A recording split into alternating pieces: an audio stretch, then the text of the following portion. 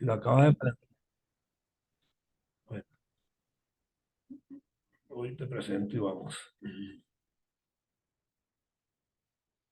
Amigos de Radio Victoria, ojo con eso, televisión, vamos a conversar de inmediato con Alexander Guerrero, a quien tenía en línea, pero aparentemente se cayó la señal. Vamos a ver si la restablecemos para conversar con él, economista de la Universidad Central de Venezuela, excelente profesor en el área pues, de economía y finanzas, pero al mismo tiempo pues 100% formado en la práctica y conocedor pues de Ajá. cómo se manejan los políticos con los temas económicos. Ya lo tenemos en línea de nuevo, falta su señal de video y vamos a conversar con él de inmediato para todos ustedes porque hay un tema que nos... ¿Me ves? ¿Me ves allí? Ahí no te veo todavía, Ajá. ahora sí ya va a subir, a entrar, ok. Ok. Bien, Alexandre, bienvenido, estamos listos para comenzar contigo Bueno, nuestra vale, sí, por aquí. sección de todas Vale, las gracias por semanas. la invitación. Sí. Estamos al aire en vivo ya. Sí, En consecuencia, hay un tema que habíamos tratado tú y yo de poner en el tapete en cualquier momento y creo que hoy es el día para eso. sí. Y se trata de cuál es la suerte laboral de los migrantes venezolanos y latinoamericanos cuando se van, por ejemplo, a Estados Unidos o a Europa. Hay unos contrastes bien distintos, ¿verdad? Bien Sí. notorios en un medio de vida y el otro, en un país y el otro, tanto desde el punto de vista climático como desde el punto de vista de los talentos que se requieren, de los técnicos y expertos que se requieren en uno y otra latitud. Entonces, aquí con estos millones danzando por el mundo, o sea, ¿qué es lo que se espera de la economía como un todo? Fíjate, hay un serio problema. Eh, en un país cuando se le va a la gente en magnitudes como la que hemos visto en Venezuela, cerca de un 30% de la población se fue de Venezuela. Se fue de Venezuela los que quedaron muy empobrecidos, que lo produjo fundamentalmente el colapso petrolero, la inmensa deuda del Estado, que es parte de la segunda palanca, o quizá la palanca más importante, más grande, de que lo que se encuentra detrás del empobrecimiento tan violento de los últimos años. Todo, por supuesto, dirigido bajo un esquema político que traía como meta empobrecer al ciudadano en la medida en que ello ocurra, caso cubano, muchos países en África, por ejemplo, otros países en Europa, una vez caído el comunismo, y en otros países en situaciones realmente impresionantes.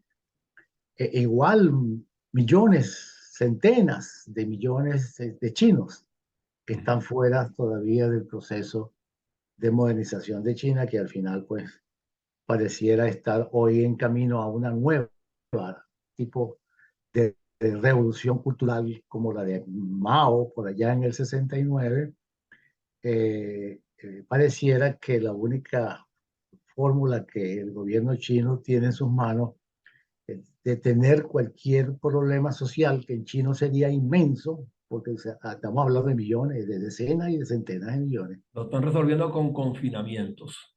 Exactamente, hay un caso reciente que no estamos saliendo del tema, pero es la billones de chinos eh, re- eh, en las calles y protestando y negándose a pagar las hipotecas de aquellos apartamentos en los cuales por lo general viven dos familias chinas. Ujú. Como cada uno de ellos tiene un chino de hijo, entonces estamos hablando de dos, cuatro, seis personas en un apartamento que cuesta cerca de los $300,000. Ellos no tienen salario para pagar eso. El gobierno el chino iba a tomar parte de esa deuda y de alguna forma pues subir impuestos, hacer cosas, al final no lo pueden hacer porque entrarían en una crisis fiscal en China que sería hecatómbica. Allá los números son inmensamente, cuando son muy malos, las tragedias son inmensas. Y cuando son buenos, bueno, el país puede ir creciendo como lo ha hecho China, pero todavía quedan 2.000 millones de chinos que están fuera del sistema del circuito económico que se creó con la reforma. Ahora, conociendo esa realidad china, Alexander, ¿a qué obedece entonces que de este lado del mundo algunos pretendan coquetear con China y con el gobierno chino? O sea, Al final, ¿qué ventajas se pueden sacar de allí? al final los gobiernos y el gobierno venezolano, y ahí se va a plegar seguramente la oposición, es tratar de repartirse en los dos grupos y aceptar el, el poder, digamos, del gobierno de Maduro, que iría a una reelección. Y tendríamos seguramente a Biden, el presidente de los Estados Unidos, felicitar a, a quien gane las elecciones, probablemente Maduro, como ayer felicitó a Lula, A Lula. donde dijo Biden así de manera franca, bueno, este proceso limpio electoral que llevó a, a, al hombre Pero un delincuente de siete suelas. un tipo que está, bueno, pero Biden también sacó a dos narcotraficantes de la cárcel, de traficantes venezolanos, y cualquiera diría, bueno, el narcotráfico ha penetrado en todas partes. No se salvan los Estados Unidos.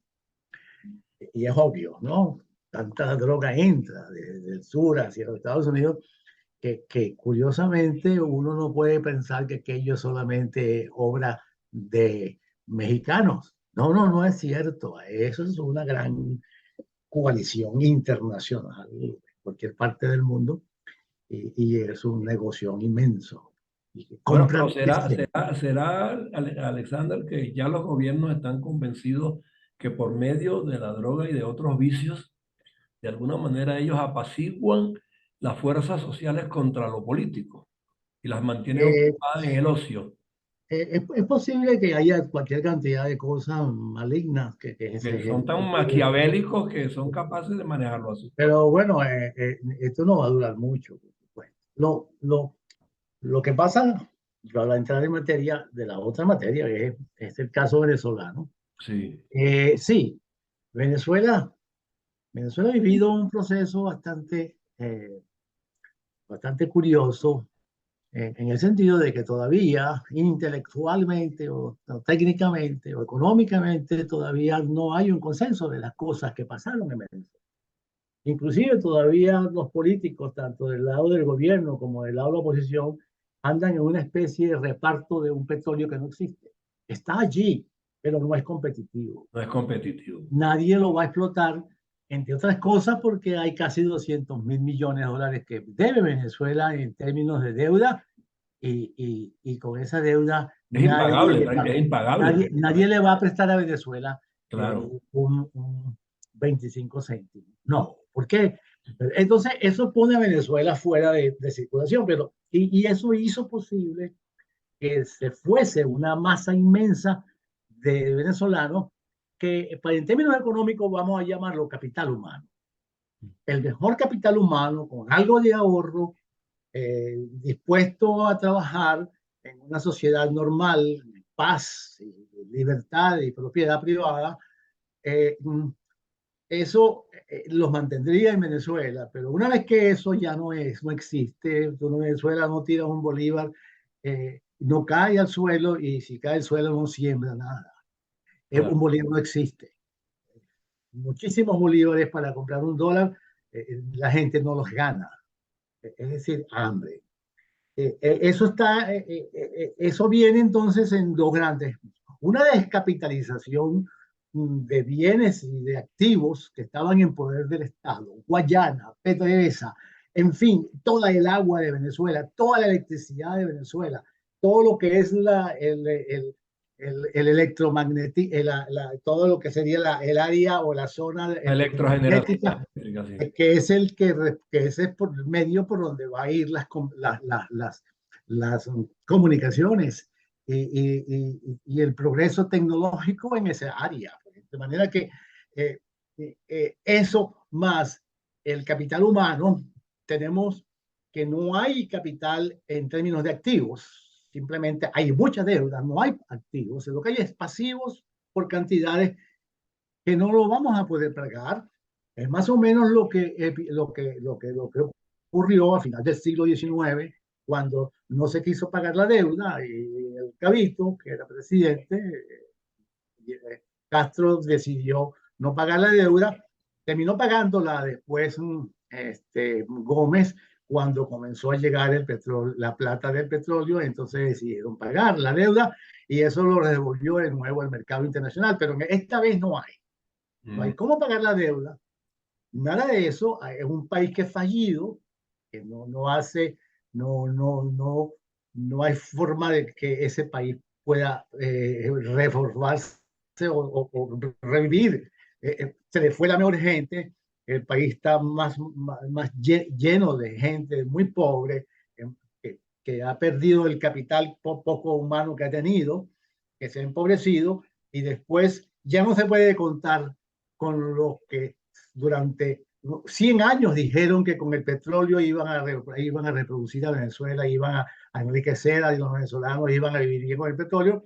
Ya hemos visto como el petróleo se acabó, entonces el venezolano se muere de hambre. Pero ¿sabes qué me, Quiere sabes qué decir me que el llama la petróleo atención? nunca trajo progreso. ¿Sabes qué me llama la atención, Alexander? Durante los Sí. 40 años de la democracia, a ningún presidente de los que tuvimos se le ocurrió decir, vamos a convertir a Venezuela en una potencia. Y hoy día, los que tenemos instalados en el gobierno con el país empobrecido, hablan de convertirlo en una potencia. ¿En base a qué? No, es que todo es muy curioso, todo es absolutamente falso.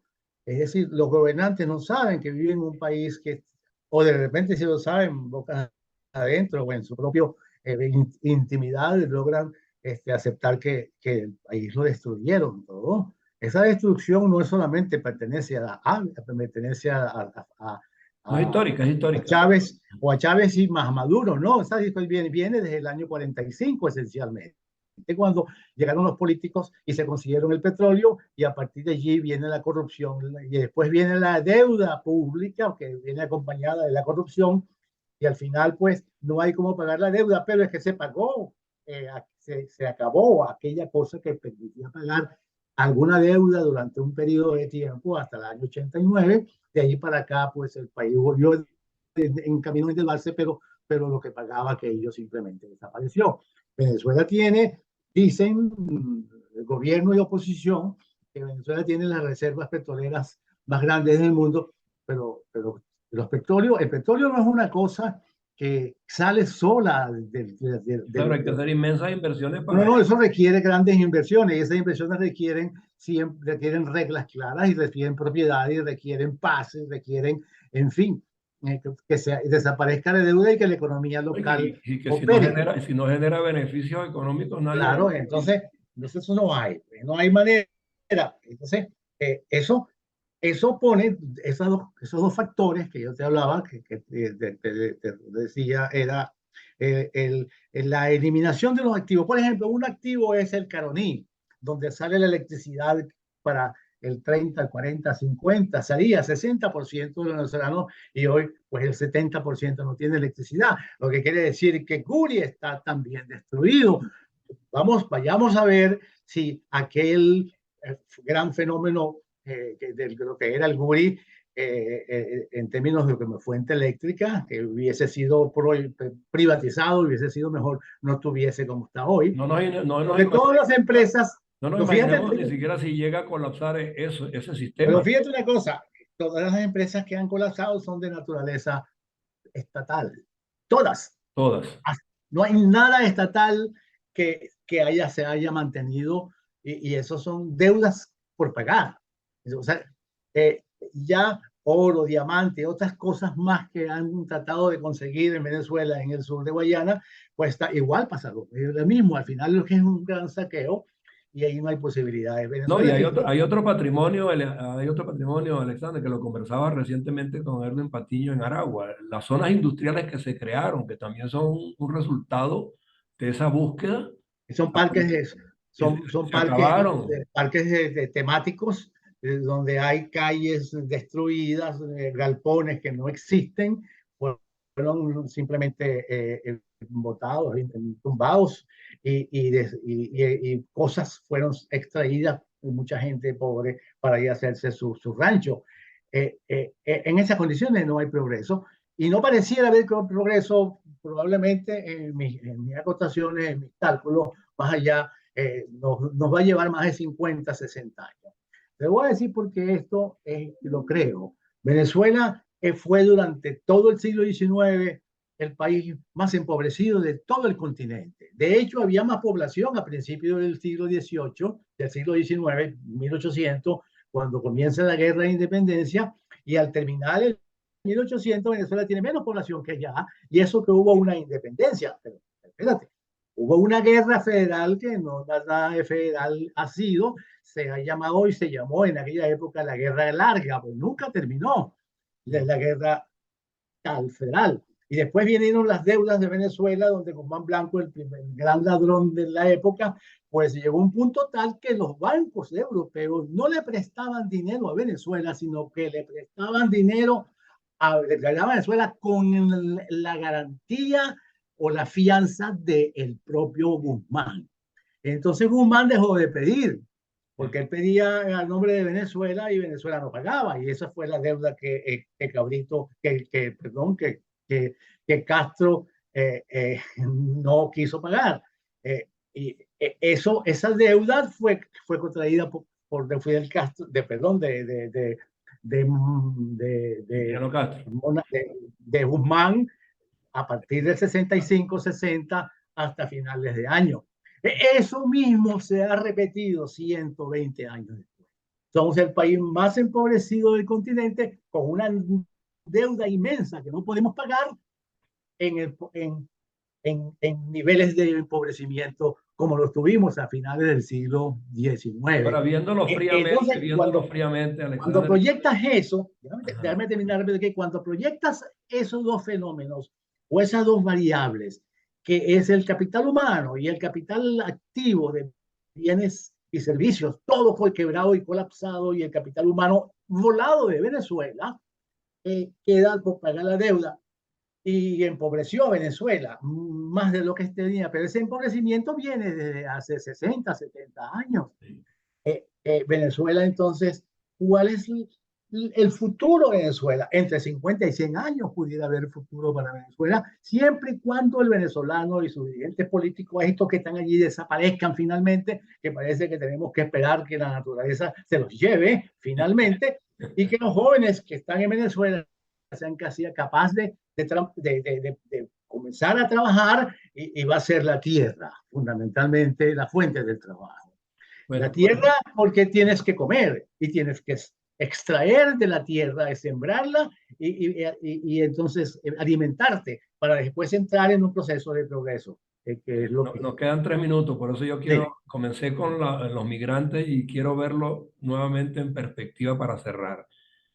Estos migrantes, de alguna manera, hoy día están en situación difícil, pero salieron gananciosos entonces, porque abandonaron un país que por lo que se ve va camino al colapso total cuando menos nos lo imaginemos desde el punto de vista de los Sí, servicios. en el resto del mundo van a conseguir empleos. Cada ciudadano que entra a los Estados Unidos, que no es por el camino de la ilegalidad, sino que entran con todas las leyes de la ley e inmediatamente consiguen trabajo. Claro, Porque si algo sobra en los Estados Unidos es fuente de trabajo. Ahora la situación está bastante compleja porque hay una recesión claro. y de paso, pues hay fuerzas socialistas en los Estados Unidos que tienen una gran importancia política y vamos a ver Que noticias también inquietantes. también podrían perturbar algunos procesos, ¿no? Sí, sí, cómo no. Y entonces, y después tienes que ha salido a todo el mundo, el bueno y el malo, y entonces eso va a afectar, los malos afectarán a los buenos, como es normal que ocurra, y al final, pues, puede haber Pero pobreza van a estar en venezolana, un país donde el malo sí paga. pero fíjate que se muda la pobreza venezolana, se muda. La pobreza venezolana ha salido de Venezuela, ha seguido los Estados Unidos, donde aquellos que entran ilegales van a ser de la cadena de pobreza, pero también lo va a ver en México, y lo va a ver en América Central, y lo va a ver en América del Sur, y en Brasil, en Argentina, en Chile, en Perú. Ya hay cientos de miles de venezolanos en nivel de pobreza. Como decía la prensa ayer, en Venezuela, en Colombia, niños que ya son, que la piden por la calle. Sí. Los famosos rabines colombianos, que afortunadamente parecen haber Ayer lo desaparecido. vi, 300, 500 niños en la calle Sí. en Bogotá, Cada vez que tú oigas un número de 500, eso 5 veces eso. 5 veces Porque eso. no hay forma de que tú llegues a una cifra cierta, porque tú no tienes forma de llegarle a la gente, y el venezolano se va a esconder para que no lo cuenten. Sí, Y entonces estadísticamente, sí. vendrá el AMPA, vendrá todo eso. Es como, como el país destruido. Más en proyección que en estadística propiamente dicha. Sí, bueno, sí, la estadística está allí, de una sociedad que se ha empobrecido desde el año 45, que es mis números. Es decir, la gran oleada de empobrecimiento en Venezuela comienza en el año 45. Claro. Y esa la gran oleada de la segunda oleada de empobrecimiento en Venezuela comienza en el año 75, cuando ellos decidieron nacionalizar el petróleo. Lo que estaban era simplemente preparando la muerte del día de mañana. Se dio 35, 40 años después. Pero en ambos procesos es exactamente más o menos lo mismo. Las famosas, yo la llamo las olas de empobrecimiento en Venezuela, de 1800 hasta final no sé, de los 900, del 1900, desde 45, hay la segunda ola, después del año 75 a hoy. Estamos entonces en presencia de 4 olas de empobrecimiento en Venezuela en 225 años. Bueno, No veo el tiempo, crecimiento, no veo para el la tiempo se próxima. nos acabó, pero de todos modos yo creo Sí. que dejamos claro pues que mal que bien los migrantes en alguna medida salen gananciosos porque van a encontrar ocupación y posibilidades de proyectarse si se comportan como se Los que comportan entran de cualquier manera ciudadano. legal van a conseguir bien. Exactamente. ¿Ok? Pero allá, a lo interno, vamos a seguir palo abajo, como decimos en Ah, Colombia. bueno, sí, sí, ya ni siquiera la gente le toma en cuenta. La gente, ya lo que es la devaluación de la moneda, dejó de perder el pulso importante que tiene, porque eso es una especie de gran termómetro de lo que está ocurriendo en un país. Cuando vas y te mueves más o menos unos 20 años hacia atrás, tú ves que la moneda simplemente ha desaparecido. No existe, sí. No Bueno, existe. Alexander, gracias por tu tiempo el día de hoy. La semana que viene Bueno, vale, toca de gracias, nuevo gracias pues, por estar con todo, sí. nosotros en Radio Victoria, Ojo con Eso Televisión, en esta alianza con Benamérica y la Escuela de Gobernanza Benjamín Franklin, que ya tú sabes pues que semana a semana tienes tu espacio con nosotros, como lo tienen No, muchos gracias, vale, médicos y gracias. muchos otros venezolanos de bien que están afuera, pero que estamos de alguna manera alentando que en algún momento la gente reaccione y recapacite y por lo menos Sí. intenten enmendar en alguna medida la plana de las generaciones que ya pasamos y lo hicimos medianamente bien y que las nuevas tienen que ver cómo se recomponen a sí mismas. Un Hay abrazo un economista, uno de los más célebres a lo largo de toda la historia, el Schumpeter, dijo: destruyamos para poder crear. para poder crear. Un Ahora llegó el abrazo, momento de crear. un abrazo. Ok, Bueno, hasta luego, pues, gracias. Hemos conversado con Alexander Guerrero, pues economista, eh, docente universitario en la Universidad Central de Venezuela, hoy día también como todos nosotros en la diáspora, pero con la vista puesta en Venezuela y en el resto del continente, porque sabemos que las dificultades están allí y superarlas requiere esfuerzo, dedicación, mucha mística y por supuesto luchar como se tiene que luchar para en todas las áreas del quehacer humano alcanzar propósitos propios que de alguna manera se reviertan también a favor de las colectividades donde nos corresponde estar. Gracias por estar allí.